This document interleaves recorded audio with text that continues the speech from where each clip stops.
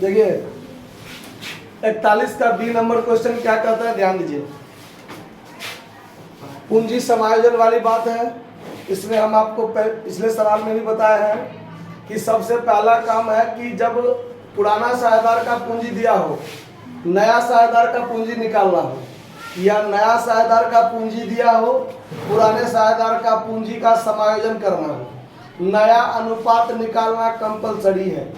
बिना नया अनुपात निकाले आप इसका समायोजन नहीं कर सकते हैं। तो देखिए 41 का बी क्या है, एक्स वाई लाभ को 3:2 में बांटते हैं, ठीक है। उसका दिया हुआ है कि इनकी समायोजित पूंजी जो है वो 50,000 30,000 है, क्लियर है। जेड को 1/5 भाग के लिए साझेदारी में प्रवेश दिया गया है, जिसे फर्म की कुल पूंजी का 1/5 भाग उसको लाना है।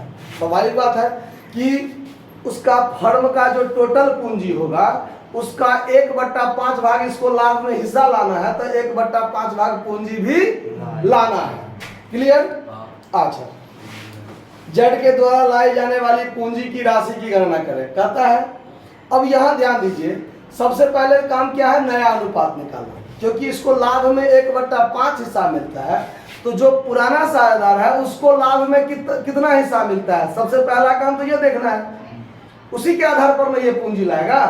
तो यहाँ पर आप दो तरीका से कर सकते हैं, या तो नया अनुपात निकाल कर कीजिए, या बिना नया अनुपात निकाले भी आप कर सकते हैं। यहाँ पर काम देखिए कैसे।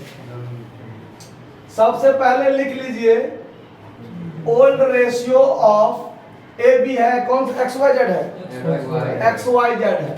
Old ratio of X Y equal to कितना है, 3:2 है। नया साझेदार जेड है, तो जेड न्यू शेयर कितना है, 1/5 है ना। अब यहाँ ध्यान दीजिए कि total profit of the firm पहले मान लेते हैं, क्योंकि नया अनुपात निकालने का तो यही प्रोसेस है। अगर ज्यादा कुछ नहीं दिया है तो total profit of the new firm बराबर 1 मान लेते हैं, और 1 में से नया साझेदार जेड को 1/5 दे देंगे, तो बाकी जो बचेगा वो किसके लिए बचेगा, पुराने साझेदार के लिए। तो देखिए रिमेनिंग प्रॉफिट कितना बचता है वो देखिए, रिमेनिंग प्रॉफिट बराबर 1 में से 1/5 घटा दीजिए तो 4/5 बचेगा। मतलब 4/5 भाग संयुक्त रूप से, ज्वाइंट रूप से ए और बी का है। किसका है, ए और बी का है। अब यहां से आप या तो नया अनुपात निकाल लीजिए, तब काम कीजिए, चूंकि इसमें तो सिर्फ नया का निकालना है ना, और नया का हिसाब तो हमको क्लियर दिया हुआ है इतना, तो बिना नया अनुपात निकाले भी आप यहां से काम कर सकते हैं, ठीक है।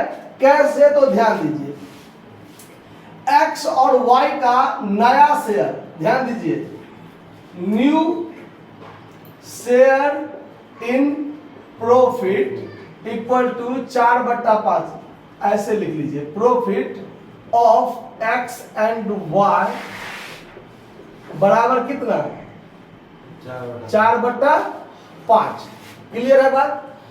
यानी 4/5 हिस्सा एक्स और वाई का ज्वाइंट रूप से है। किस रूप से है, ज्वाइंट रूप से। तो एक्स और वाई का ज्वाइंट रूप से अभी तक पूंजी कितना है वो भी देख लीजिए, 50,000 और 30,000, मतलब 80,000, यही है ना। अब यहां देखिए total capital of X and Y equal to 50,000 plus 30,000 मिलाकर 80,000, यही है ना। अब यहां देखिए, यहां लिखिए R S 80,000 capital of X and Y, jointly लिख दीजिए, jointly equal jointly for 4/5 share in profit, यही हुआ ना।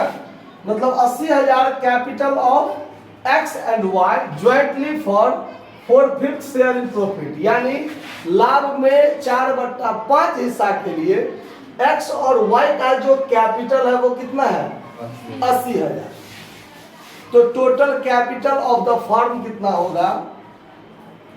Total capital of the new firm वास्तव में 80,000 गुने ये 5 ऊपर चला जाएगा और 4 नीचे आ जाएगा।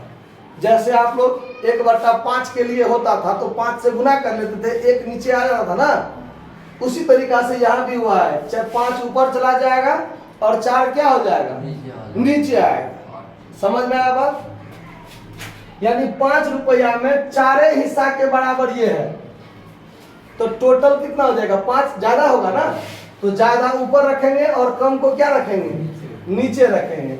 इसको काम कर दीजिए काट खोट कर, तो 20,000 होगा। 20 पंचे कितना?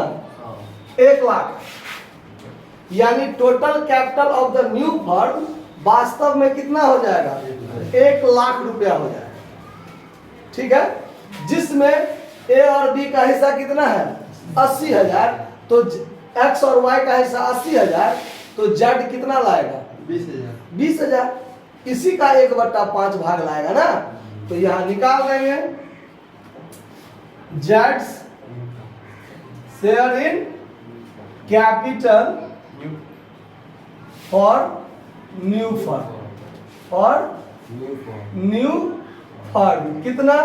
तो 1 लाख गुने 1/5 मतलब कितना?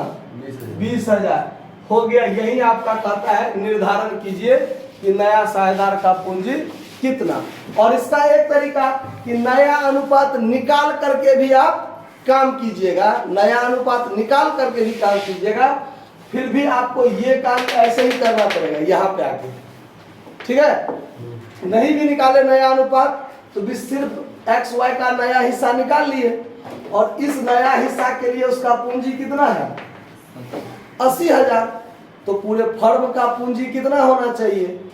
तो वो हो जाएगा 1 लाख, और 1 लाख में 1/5 हिस्सा ये कितना लाएगा? 20,000। क्लियर? समझ में नहीं आया हो तो बोल लीजिए, नहीं तो नोट कर लीजिए। धन्यवाद।